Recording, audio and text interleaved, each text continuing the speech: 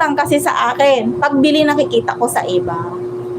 Tapos kapag kautang na nga sa akin ay binabarat pa. Sabi ko, yun ang mali. Kasi sabi ko, ibinigay mo, wag mong pagsisihan. Sa susunod, kung ano yung presyo mo, stick ka na doon. Kasi alam mo na, nakikita mo na. Para wala kang regret. Sabi ko sa kanya, para wala kang regret.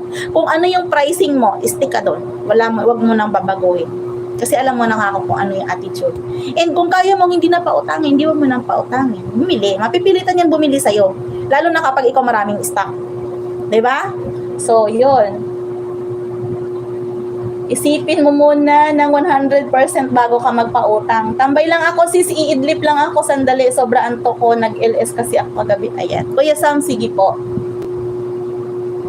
Ayan. Panty at brief. Panty na nga sinabi ko, sisi. Krima Suba, hello. Ayan. Si Celine. Sabi si Ruti Vlogs. Hello, si Samuok. Morning. Ayan. Dan Tamsak, host from Dodsep TV. Hello, Sir Dods. Mega love shoutout. So, ayun, guys. Ako kasi dati, alam nyo guys, sa totoo lang, nag-start ako mag-business, wala akong puhunan. 2016 ako nag-start. Yun yung mga trend ng online. Pero actually, nag-put up ako ng tindahan. Kaya lang ang nangyari kasi, yun nga, sa utang-utang guys, nalugi yun. Yun yung first attempt ko talaga. Pero, ang ganda ng benta ko naman. Kumbaga may utang, may benta din naman ako. Alam nyo guys, kung saan ako nakakakuha ng benta? Hindi ko inaasahan na nakakakuha ako ng benta sa mga taong walang-wala pa. Kasi nag-ano ako guys ng tindahan sa hindi ko lugar. So ako lang parang wala akong kakilala except dun sa mga tao na friends ko, ganyan-ganyan. Kaya lang, syempre, ang mga friends mo, i-refer sa'yo si ganyan, i-refer sa'yo si ganito, so magpapautang ka. Pero, hindi ko inaasahan dun sa lugar na yun guys na ang magbibigay sa akin ng benta, alam niyo po, yung mga galing bukid. Mga galing, bumababa sila sa palengke. Like, pag nasa pinakabukid kasi sila guys, bababa sila sa kabihasnan, isang beses sa isang linggo, isang beses sa isang buwan.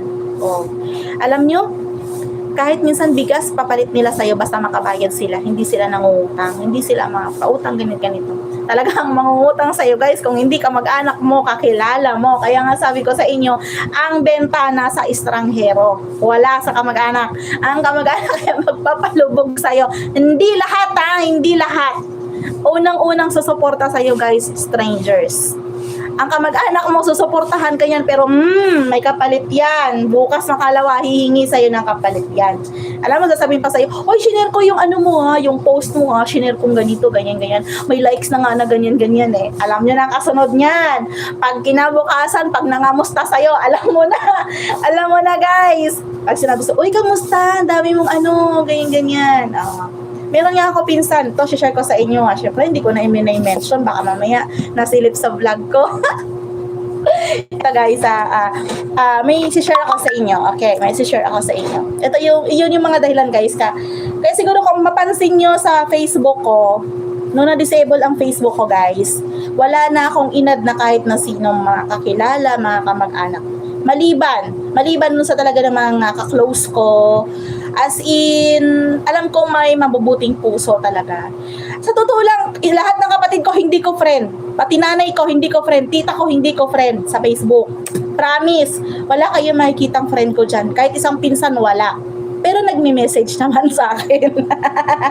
Nagme-message naman sa akin, guys. Hindi sa maramot ako.